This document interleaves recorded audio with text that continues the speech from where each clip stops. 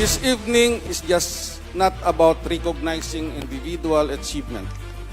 It is a celebration of the cooperative spirit that unites us all.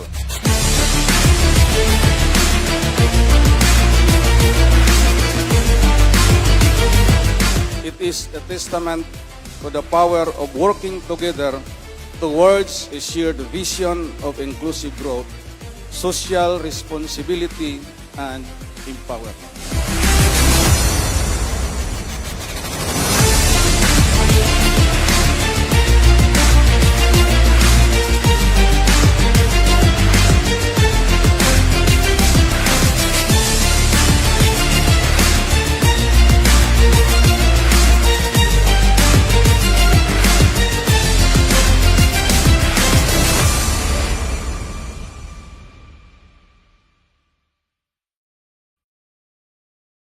Welcome to NATCO Awards and Gala Night.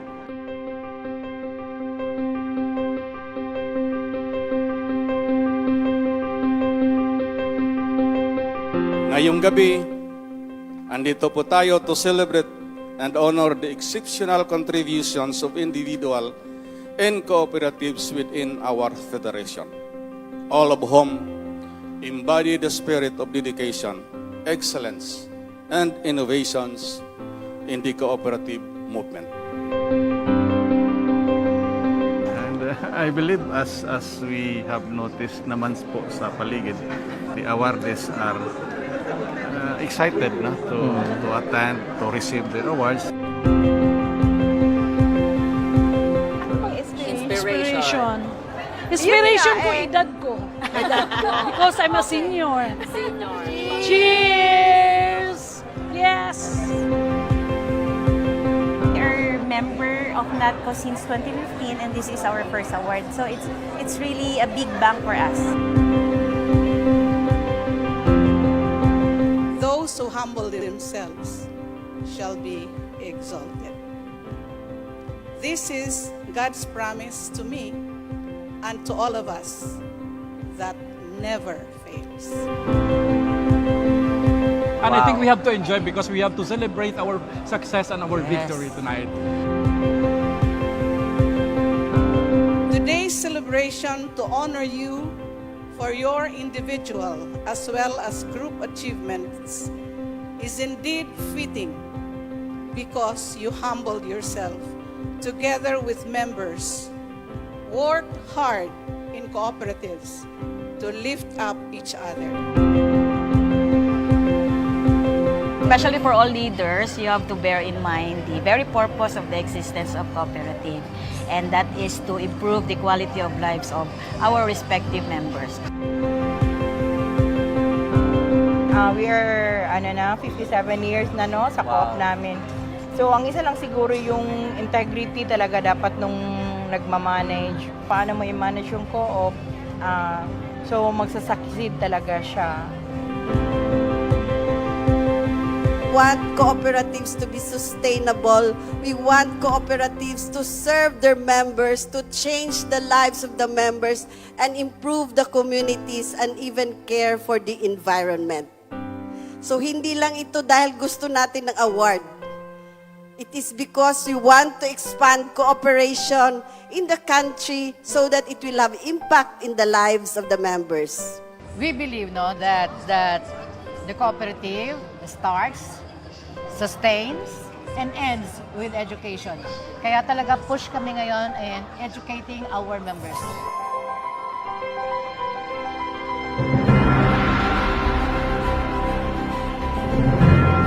Don't keep your eyes off your goal. Always stay focused because that is your guiding star.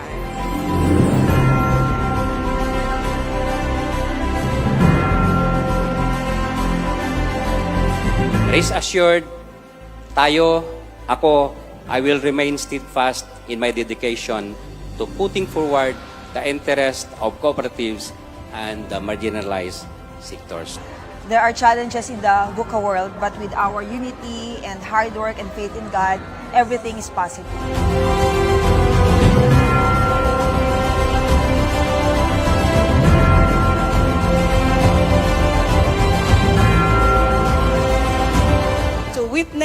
the champions of the movement. You are the leaders that the future generation will look up to. Thank you for inspiring us to do more for the common good in the spirit of humility and love for our fellow men. Good evening once again. Mabuhay ang Kilusang Kooperatiba ng Pilipinas.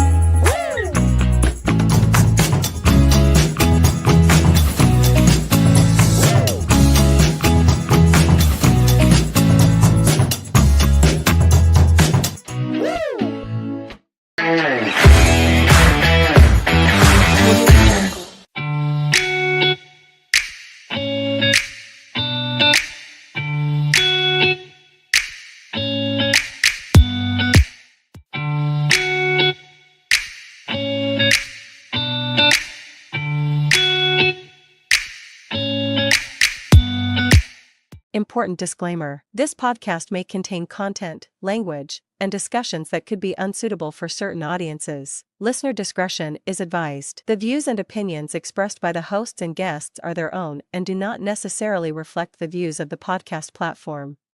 Parental guidance is recommended. Additionally, please be aware that this episode includes discussions about violence against women and children. A trigger warning is issued, and we encourage sensitive listeners to exercise caution. Thank you for understanding.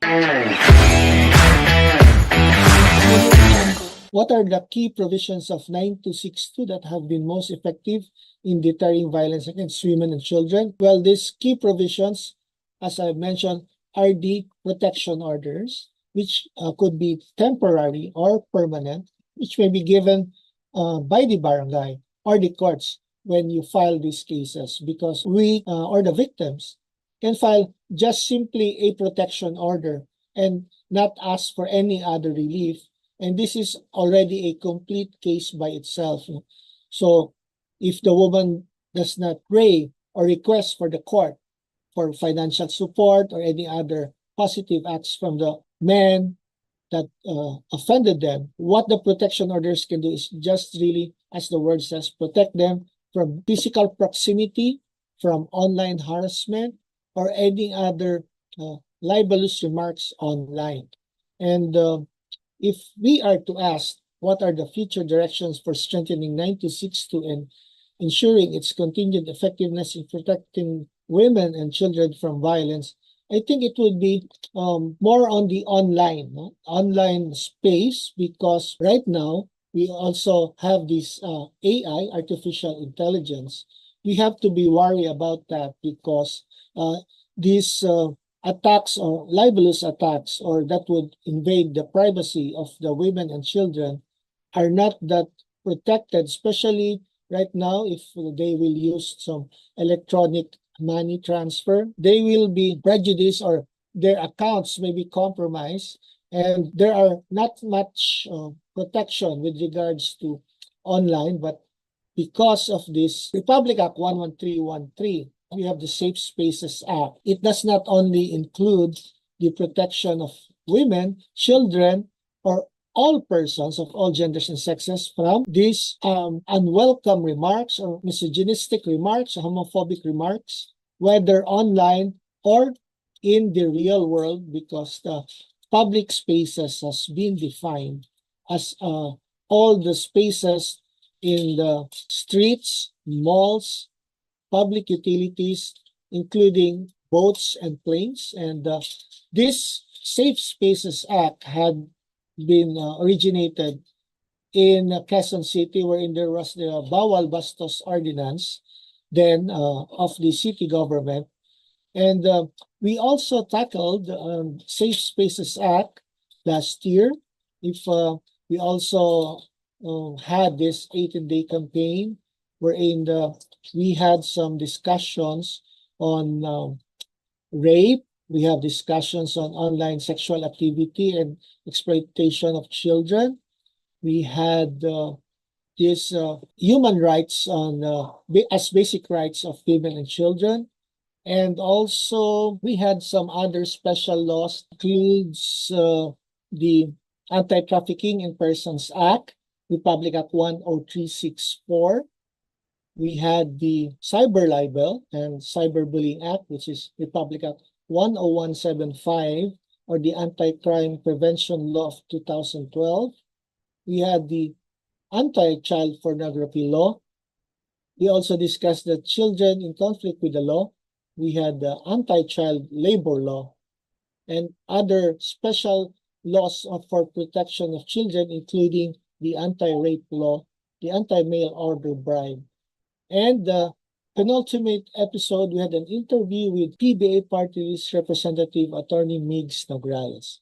So those were the topics that we tackled last year, and hopefully for this year, you stick around because we will have also the continuing education. We may also present some other interviewees and maybe also go to some government offices to know what's happening on the ground and also ask them what their experiences and needs are. So we have a question, paano naapektuhan ng Republic Act 9262 ang paglala ng karahasan laban sa kababaihan at kabataan? Mayroon po bang istatistika na nagpapakita kung mabisa ang batas ito o hindi? Okay, so hindi natin masasabi talaga kung itong batas na to, ang Republic Act 9262, is really a deterrent of the violence against women and children, and especially gender-based violence.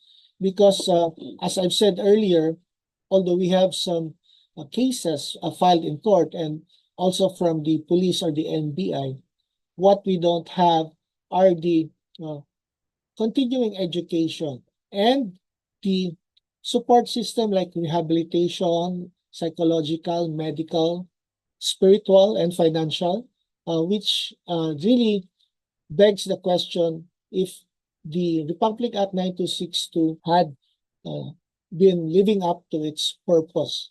But what is really needed right now is the implementation of the law and making the justice system more accessible and more affordable and truly giving justice to the victims like women and children.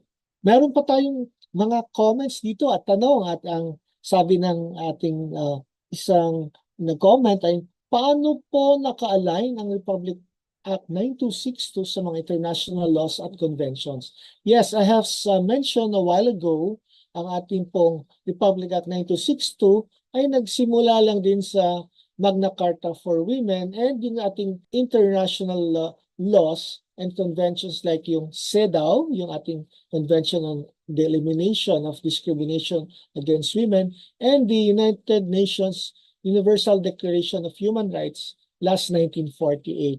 So dito po, noong 1948 ay binalangkas yung ating mga human rights, ay ito po ay innate right ng mga tao sa life, liberty, education, food, yung shelter, medical attention, and it was leveled up to the Convention on the Elimination of Discrimination Against Women. Siguro ang isang magandang ehemplo ay maibigay ko yung sa kaso ni Jeff Kagandahan. No? Siguro you are familiar with that. And here in NATCO, we have actually invited him to share his experience. Siya po ay at birth ay female. Siya, ang pangalan niya po is Jennifer. At as he matured, as he aged to puberty and adulthood, he discovered he is an intersex and he has no developed female organs. Kaya pumunta po siya sa Supreme Court at nagpetisyon na ipapalit yung kanyang sex from female to male and yung kanyang pangalan from Jennifer to Jeff. Sa mga past na mga cases ay ito ay dinideny ng Supreme Court because masyadong conservative at meron pong mga intervention ng mga sexual operations. But the Supreme Court granted the petition of Jennifer, now Jeff Kagandahan, to change in his certificate of live birth yung kanyang sex from female to male and yung kanyang pangalan from Jennifer to Jeff because it would be the more appropriate sex or gender for him and the name of Jeff because wala naman siyang inintroduce na medical intervention. So parang he just naturally evolved to a more male person. Kaya meron ding banggit doon yung Supreme Court sa mga international conventions on the elimination and discrimination against women na hindi po dapat na hayaan ang mga kababaihan na maging fixated po doon sa kanilang state na hindi naman talaga yun ang kanilang sigurong kinagisnan at yung kinasanayan at for the first time nag-grant po ang Supreme Court ng change of sex, certificate of live birth, and the name. So that is a landmark decision and maybe Mr. Jeff Kagandahan has also spearheaded the Kagandahan Bill. Sana ma-pass din ito siya into law. Paano po magagamit ang RA 9262 bilang instrumento sa pagkapantay-pantay?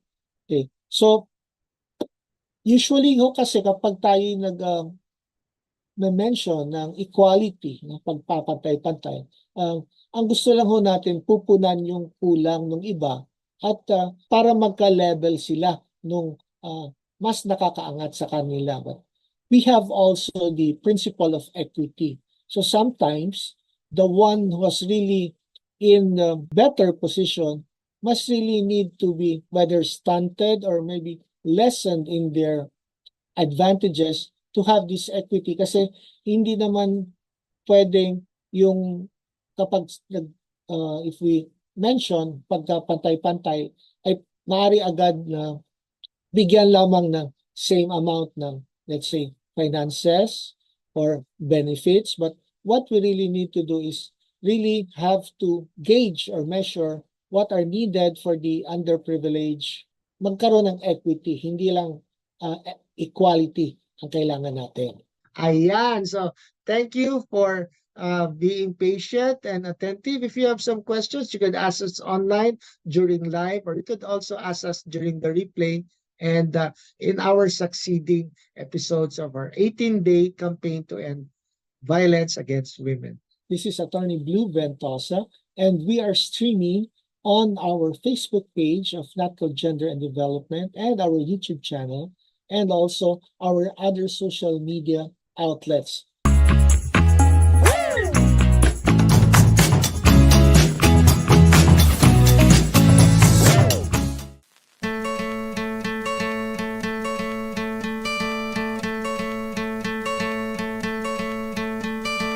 Hope when you take that jump, you don't feel the fall. Hope when the water rises, you build a wall. Hope when the crowd screams out, you're screaming your name. Hope if everybody runs, you choose to stay. Hope that you fall in love and it hurts so bad. The only way you can know, you give it all you had. And I hope that you don't suffer, but take the pain. Hope when the moment comes, you'll say,